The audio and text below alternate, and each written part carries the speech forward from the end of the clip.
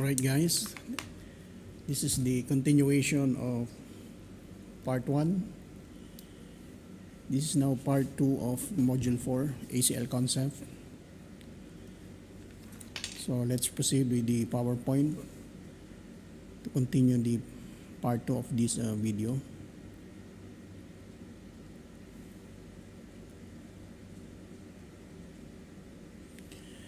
Alright, so to continue with the wildcard mask, there is what we call the wildcard mask keyword. This is some sort of a shortcut for instead of using numbers, we can use these keywords. The Cisco iOS provides 2 keywords to identify the most common uses of wildcard masking. The 2 keywords are host. This keyword substitute for the 0.0.0.0.0 mask. So instead of writing 4 zeros, we can use the keyword host. This mask states that all IP version 4 address bits must match to filter just one host address. And another keyword is any. This keyword substitute for the 255.255.255.255 mask. So instead of writing the quad 255, we can use the keyword any. And this means this mask says to ignore the entire IP version 4 address or to accept any addresses. Now, what are the guidelines for ACL creation? So limited number of ACLs per interface. So we should know how many interfaces are allowed, how many ACLs are allowed per interface. Because there is a limit on the number of ACLs that can be applied on a router interface.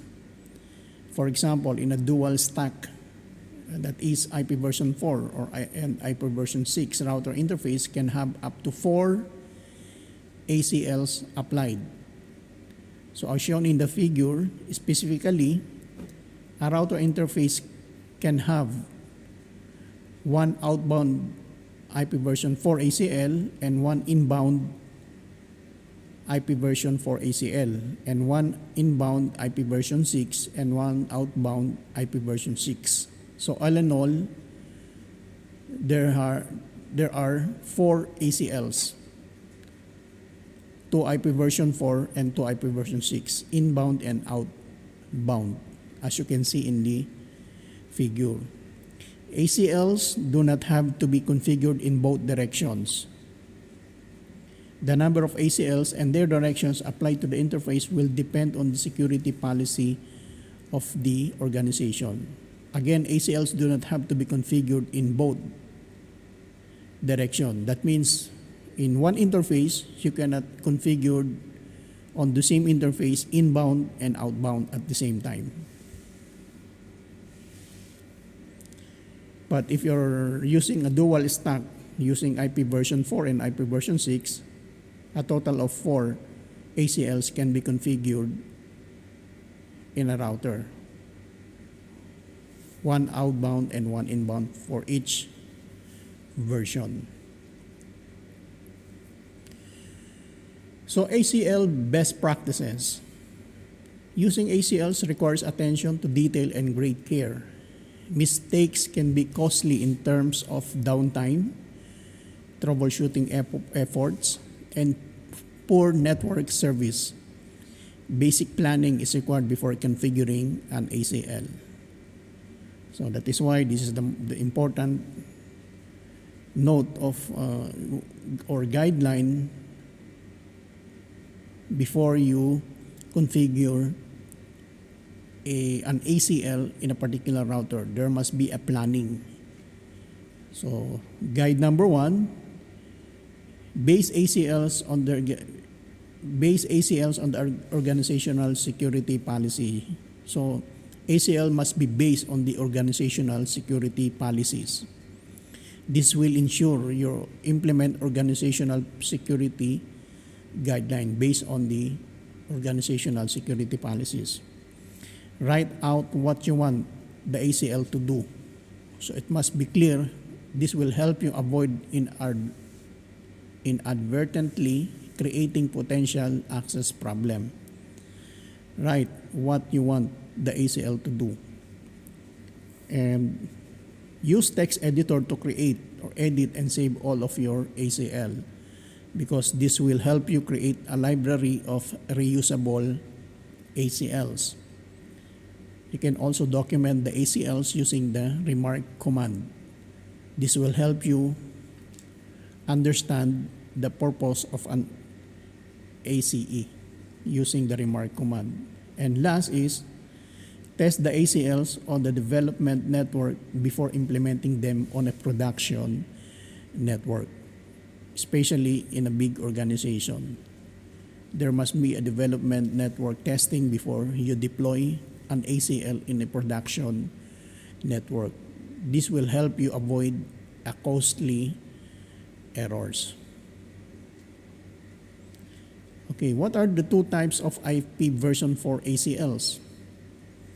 It was mentioned already that the two types of IP version for ACLs are standard ACLs and extended ACLs. The standard ACLs, this permit or deny packets based only on the source IP address, IP version for address. While extended ACLs, this permit or deny packets based on the source IP version address and destination IP version for address. And also protocol type, or protocol type means HTTP, TFTP, UDP, TCP, source and destination TCP or UDP ports, and more. So if you notice, extended ACL are more complex, has more arguments than standard ACL, which is only filters the source IP version 4 as compared to extended ACLs. Now, what are the numbered and named ACLs? ACL has to give a number. Okay? ACL numbers 1 to 99 or 1,300 to 1999 are standard ACL, while LCLs numbered 100 to 199 or 2,000 to 2,699 are extended ACL. You need to be careful of using this numbered, because this group of numbers classifies or applies to these two types of ACL. For standard, use 1 to 99 or 1,300 to 1999. If you're using extended ACL, you have to use 100 to 199. These are numbered ACLs.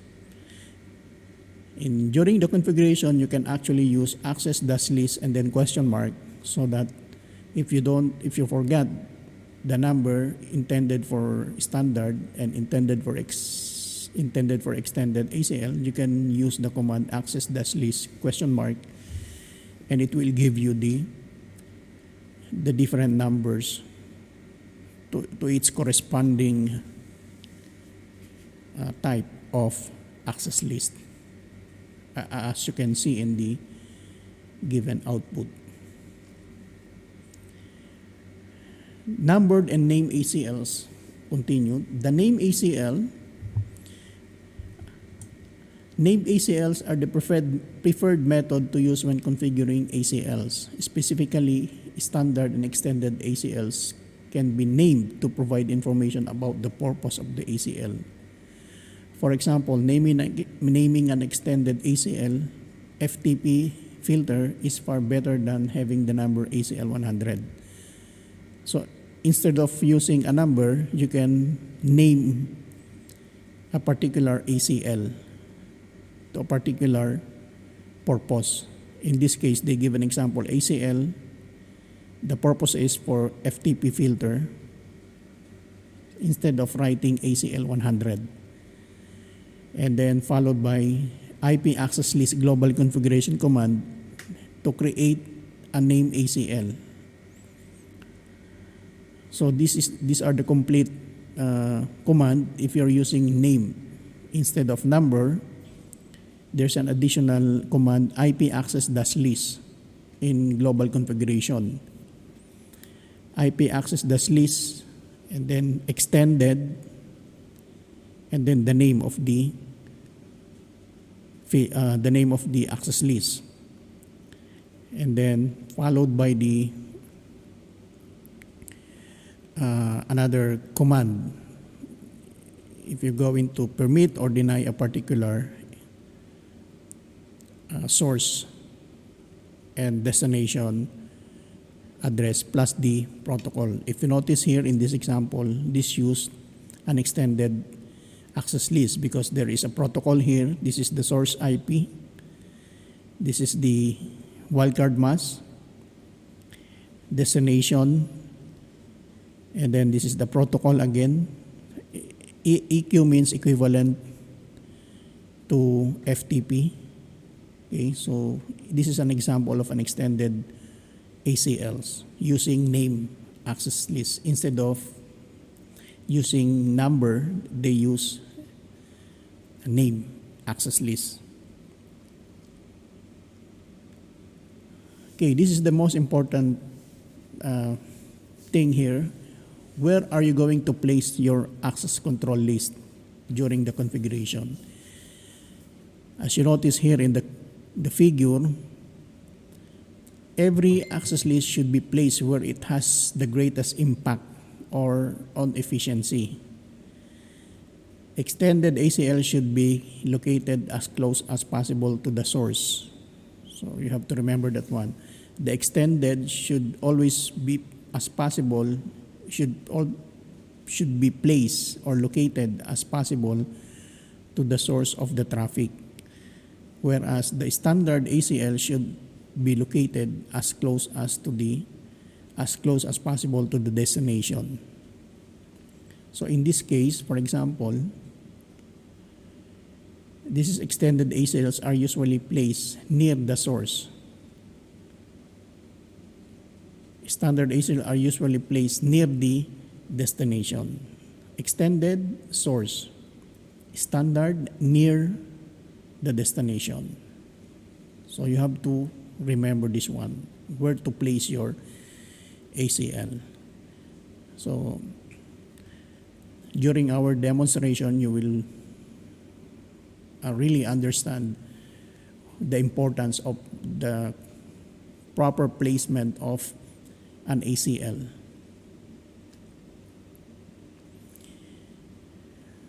Placing an ACL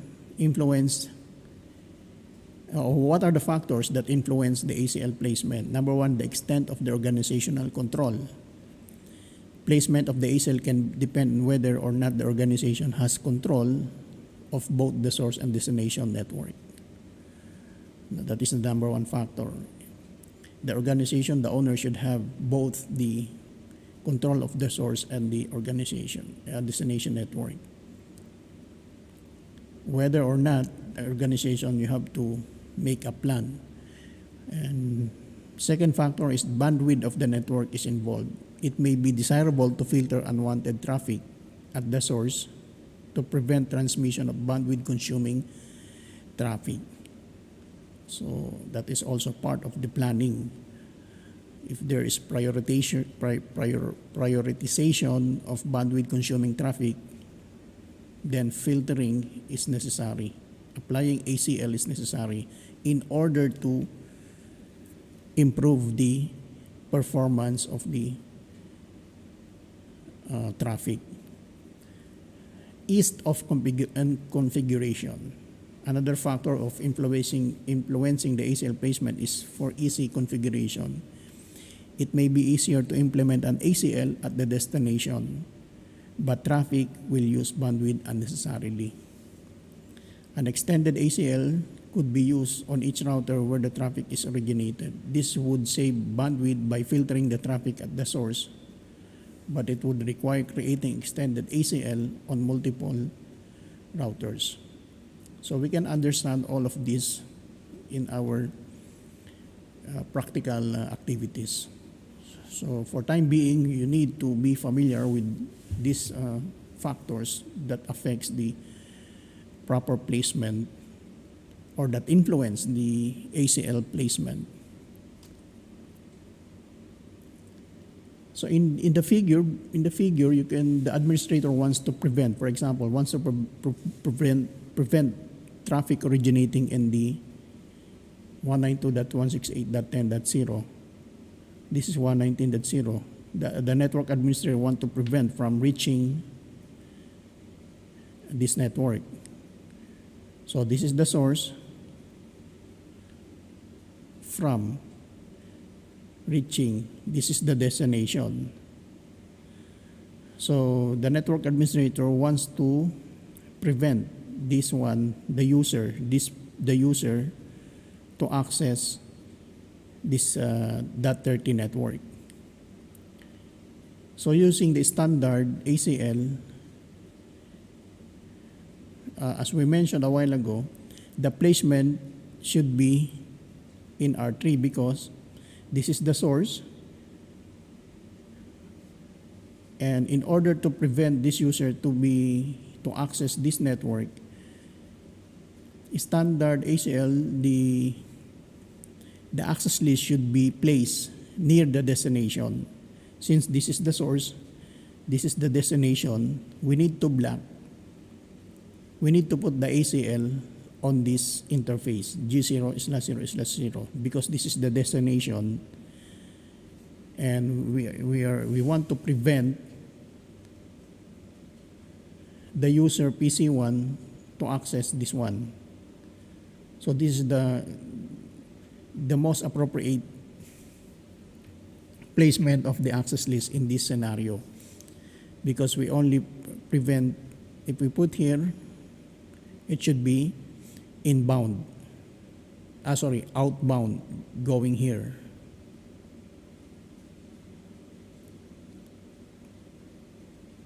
This is 0.0, it should be inbound, so that it will not be, it will deny the traffic going on this network. Okay, so that is an example of standard access list. This is the source. We want to prevent this from reaching this one. So based on our statement a while ago, standard should be placed near the destination. So the destination is this one. And that 30 should not be reached. So the placement is in G0/0/0. That is an example of blocking all traffic from .10 going to 192.168.30. So we're going to demonstrate this in our practical. So this is the explanation. There are two possible solution actually for this problem, blocking .1 at .10 to reach .30. We can actually place our access list to S0/1/1 of R3 interface inbound. The standard ACL can be applied inbound on R3, okay, going inbound to deny traffic .10 network. However, it would also filter .10. It will also filter .10 traffic to the .31 here. So if we're going to put here, it will also block .10 going to .31. So therefore, it's not advisable to put the access list in S011. because only the question is to block only the path going here, but it should allow here. So if you're going to block here, if you're going to put the ACL here, it will prevent 10.1 reaching the 31. So it will not satisfy the condition. So therefore, the standard ACL should not be applied to this interface. So it should not be allowed here. It should be in the G0/0 interface outbound. It should be outbound going to this direction. The standard ACL can be applied outbound on the R3 going out. So this will not affect other network that are reachable by R3. So it will not affect, does not affect the access to the 31 if we're going to place G0/0/0 ACL in this interface going out, because this is the source, the outbound. So after filtering in R3, so ACL will be configured in R3. It will filter the traffic going to G0/0. So the correct placement is this one.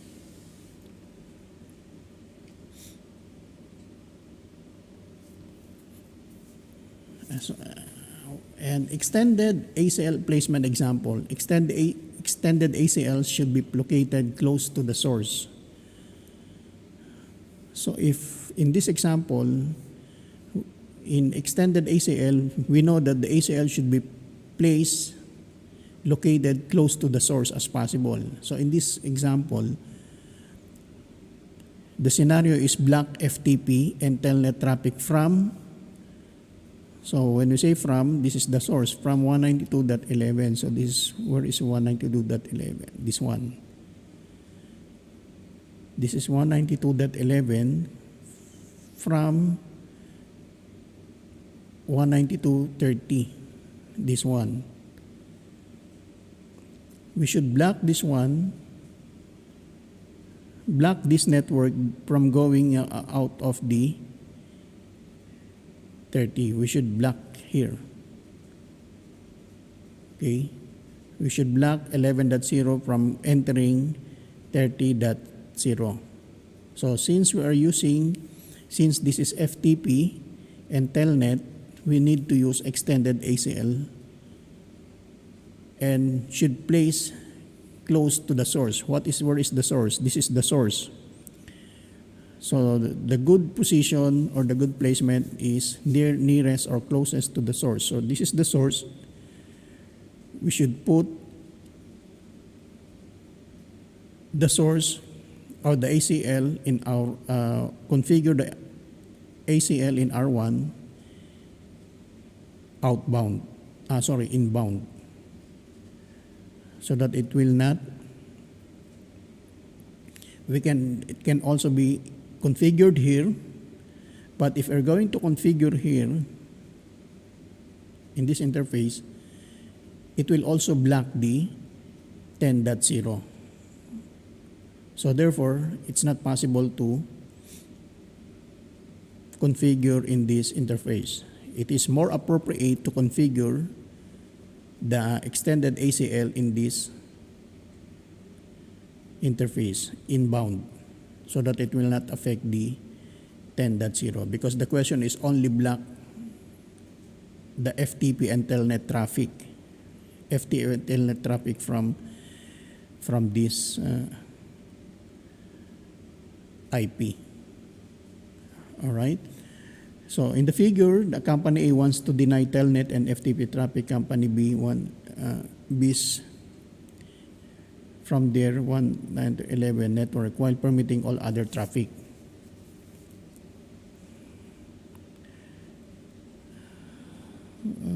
Wants to deny, so deny, that means block, deny telnet to B here, to company B. From there network from this one. So prevent this one from entering here.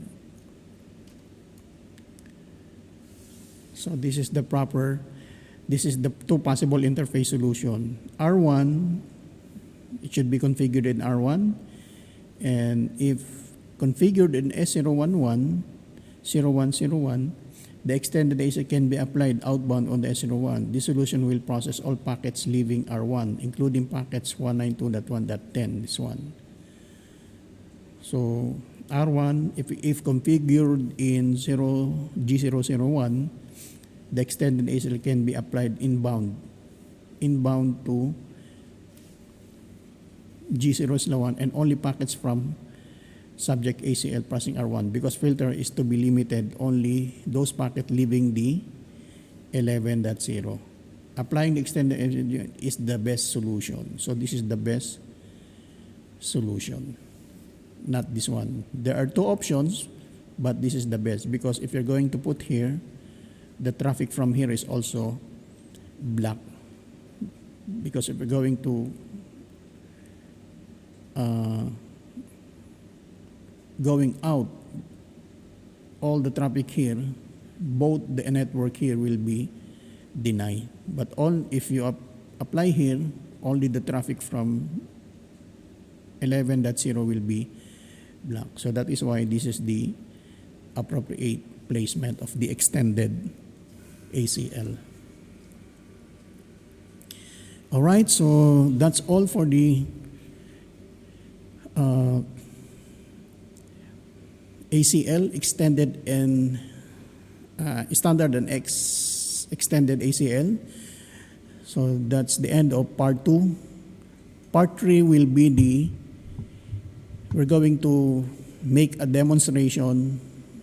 I will make a demonstration using packet tracer on how we can apply the standard and extended ACL using packet tracer, and then given some scenarios of blocking some TCP, telnet, and blocking some users from entering other network or denying other networks. So part 3 will be an actual demonstration of standard ACL and extended ACL. So thank you for listening on this video. See you on part 3.